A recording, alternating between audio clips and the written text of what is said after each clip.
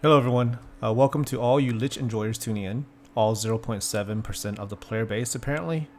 Thank you for stopping by and supporting this Lich channel. We are doing Stygian Poison Lich for League Start for 1.1. It's easy to level and transition to in the late game, and it's been smooth up to 600 corruption so far. If you haven't had a chance to check out the Aberroth kill with this build, I have a link to it below.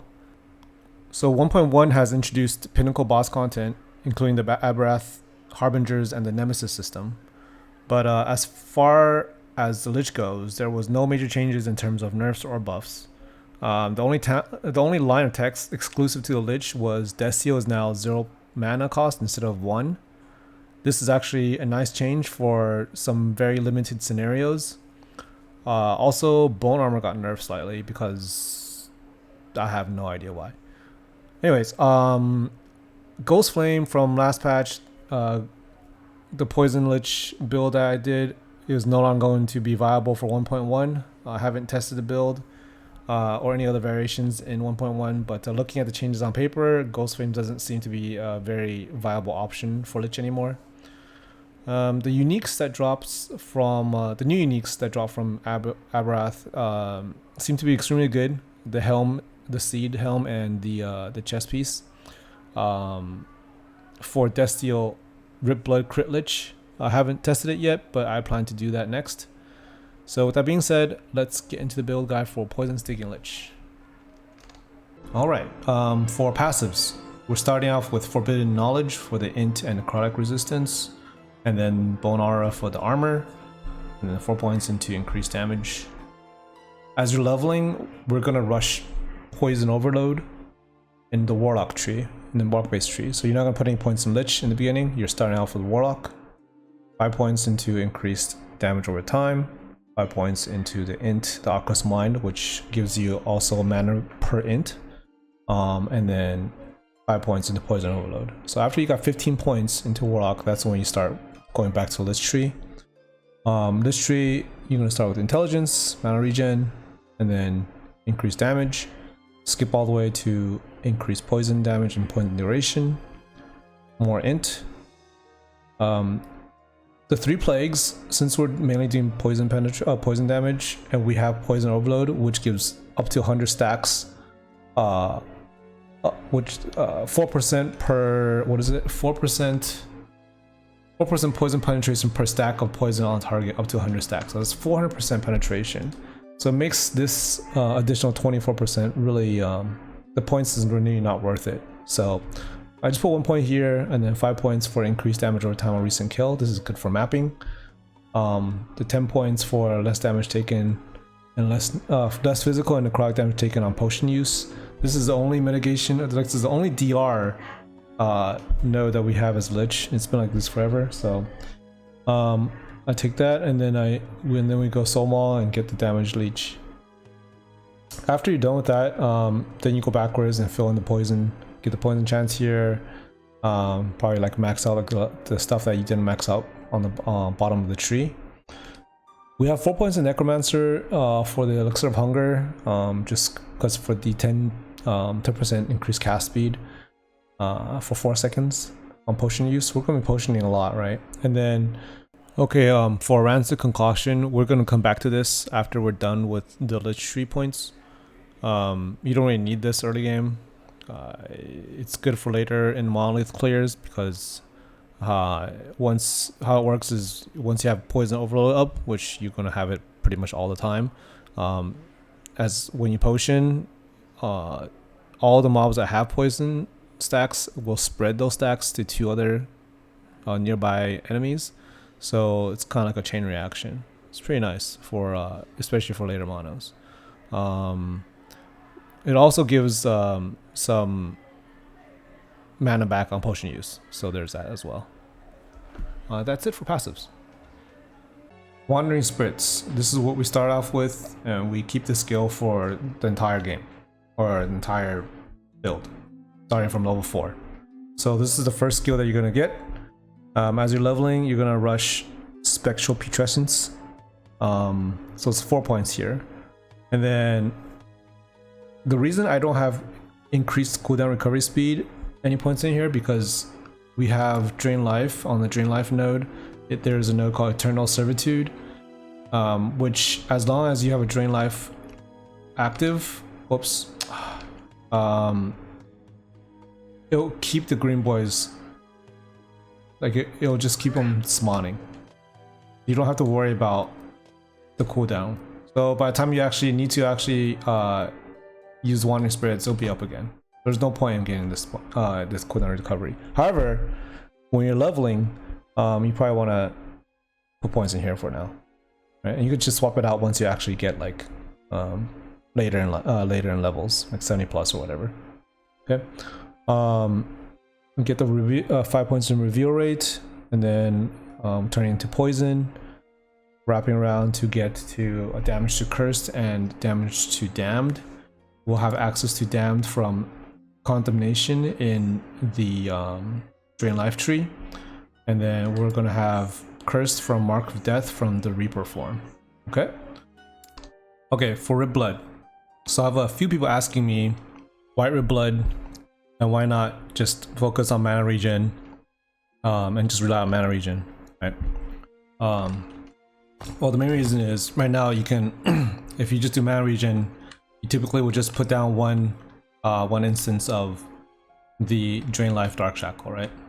One or two, depending on how much mana regen is.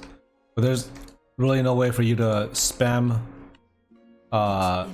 multiple instances without losing too much mana, and then when you lose mana, obviously you're doing less damage, right? Because the Stygian is based on current mana, so 3% more Stygian beam damage per 10 current mana. So as if you just spam it without getting your mana back, the net damage is going to be a lot less, right? So you don't want to do that. But you're applying a lot more poisons this way by spamming it, and the reason why we have Rib Blood is so that it'll help us be able to spam this the Drain Life Dark Shackles more. Okay, that's the main reason. Right now my gear is not great. My cast speed is only 36. That could be worked on. So if you have like maybe 70% cast speed, and then put the additional cast speeds into Rib Blood's tree, you'll get like about 100% increase in cast speed, which will help a lot with being able to spam it. But that's the main purpose. As far as the arcane absorption, we put 4 points here is because it's just kind of like an incidental damage for the death waves, the pulses, right?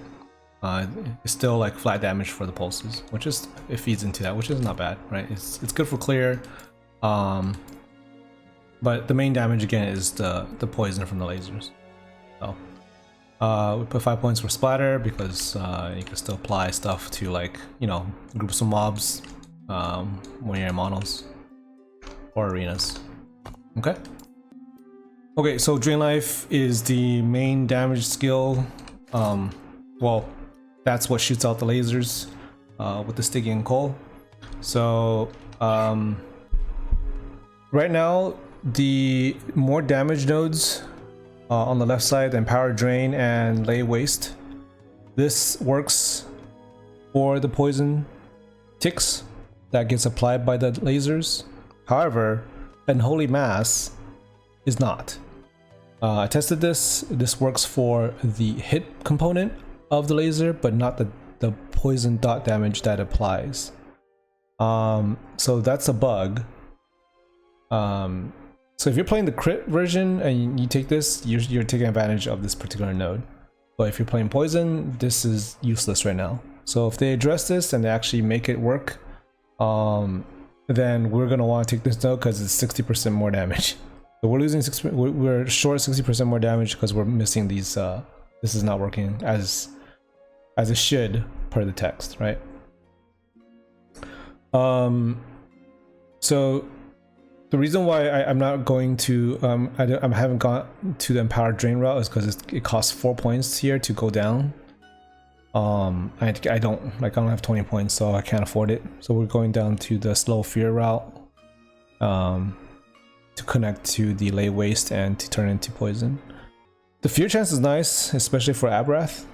It interrupts the big slam in the beginning, so fear chance is not too bad. And then the Wandering Spirits node, I talked about this in the Wandering Spirits section. The Eternal Servitude, as long as you have the Drain Life out, the Wandering Spirits will persist. So, and then up here is obvious Dark Shackles, and then the +2 on duration. So again, if you get a Stygian Call early game and you want to use it as you're leveling, then you just don't go Dark Shackles. This top however many points, 3, 5, like 8 points, you're not gonna go up here until probably until you're level 70 something and you have the gear for it. Otherwise you don't need to spec in here. And to be honest, if you're leveling as poison, you don't even need Drain Life. If you feel like, you know, Stygian Call will help for like bosses and like single targets that have a lot of health, but the leveling process is very smooth with Spirit Plague and Wandering Spirits. The Drain Life is just like, if you have Stygian Call and you want to use it, you can go for it, but it's not mandatory. Reaper form, I typically like to get cooldown recovery speed first, so I usually get 3 points here because it just having like the ability to reap every like 1.3 seconds, or I don't know, 1.6 seconds I believe it is. Yeah, roughly 1.6 seconds is really nice for going through campaign. So, and then you get the poison nodes and then poison duration. You could probably also get global chance, global poison chance in the beginning. The reason I took it out and I'm going for increased damage instead is I think overall the damage is, or you get more damage out of speccing into these increased damage nodes as opposed to poison chance in the later game, once you have like more poison chance from your passive tree and from your gear and whatnot, and then the increased damage will net more damage.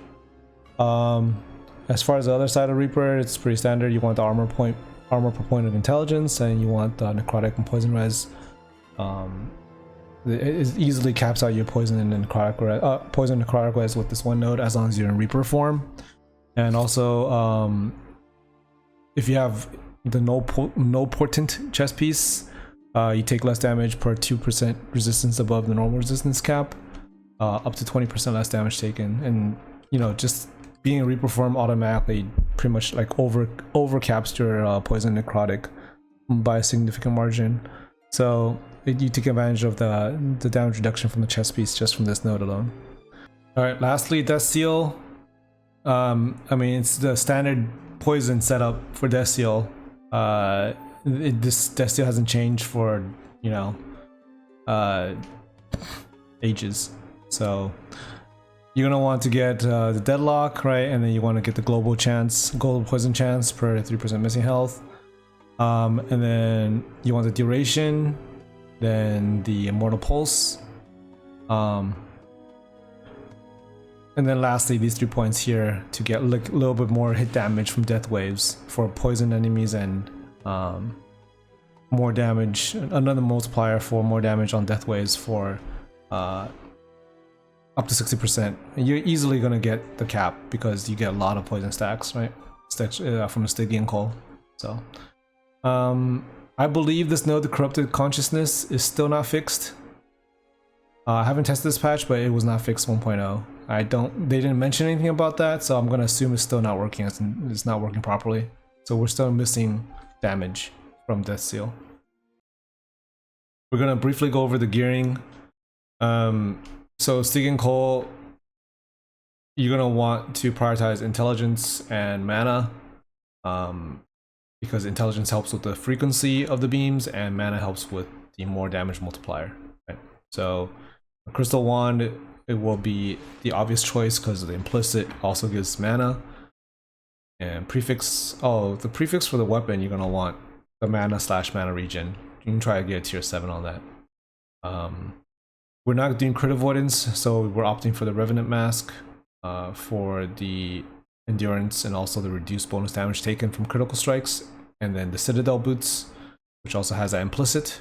So you're gonna just need to have one suffix slot from the helm and you can probably seal a reduced like a tier 1 reduced bonus damage taken from critical strikes, and that should cover your 100%. The gloves, you're going to want Eternal Gauntlets because of the implicit for the damage over time mitigation, and also Oracle Amulet as well for the same reason, because right now like damage over time is from mobs are doing a significantly amount more damage, it feels like, in this patch. Alright, no portent, you know, if you can get a good like a 1 LP, you get lucky like I did with the tier 7 health slam onto it, then you're gonna want to use this because, well, it's with the tier 7 it's like 60% increased health and has some phys res and obviously the 20% damage reduction for overcapped resistances. And it's easy to overcap because once you're especially, you know, when you're Reaper form, your necrotic and poison res will shoot up to over 100% and it'll easily cap this out. Okay. Ring choices, we're doing the Aberrant Seer because it's easy to get a LP on, and the, you know, it gives +1 to poison skills, it gives attributes, it gives poison damage, and also helps with applications of poison, chance to apply poison on spell hit. The lasers are considered spell hits, so it works with that. We have 1 Font of the Erase here. Obviously this is a super RNG item because it's a Weaver, but we do like the increased percentage health and mana line of text on here. That's pretty much the only line of text that we care for. The elemental res helps a little bit for the implicit, but if you get int and or damage over time, you know, you probably want to try it out. Otherwise you just get another Aberrant Seer, just dual Aberrant Seer. I'm currently using 1 Quicksilver Coil because the movement speed, so you're gonna have like pretty much 100% uptime of haste because the Stygian beams hit so fast, right? So as long as there's mobs nearby, you're gonna have haste. Grimoire, I've been using this forever because the obvious the damage reductions. And as far as blessings go, we're gonna want the chance to apply poison on hit for the Emperor blessing, and then we're gonna take the resistance blessings from the Void and the Phys res. And then for Spirits of Fire, this is kind of like if you need endurance, you take the endurance. If you need if you haven't like a tier 7 endurance rolled on a suffix here, or tier 6 even, tier 6 with the implicit on the Revenant Mask should cover your should max out your what is that called, your endurance. So if you get that, then you're gonna want the armor, right? This is kind of like, it depends on what you get on your gear. You're gonna want mana from Lagon, and then yeah, then that's pretty much it. So anyways, if you have any questions regarding the gearing, if you're like a new player and you have questions on the gearing choices, let me know on the comments below. And I think that pretty much covers it. Thank you for watching, and I will see you next time. Bye bye.